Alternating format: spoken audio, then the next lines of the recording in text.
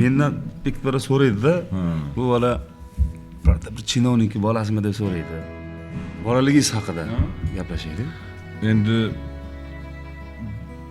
balki mana shu imkoniyatlarni qilib berayotganligimga asosiy sabab ham mana o'zim ham oddiy oiladan chiqqanligim uchundir. Biz ham ijarada turganmiz.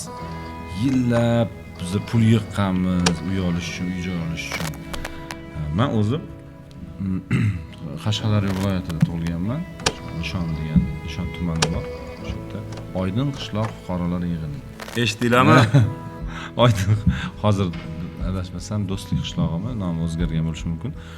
Shu hamma singari mol boqib, dehqonchilik qilib, tirikchilik qilib, maktabda o'qib katta bo'lganmiz.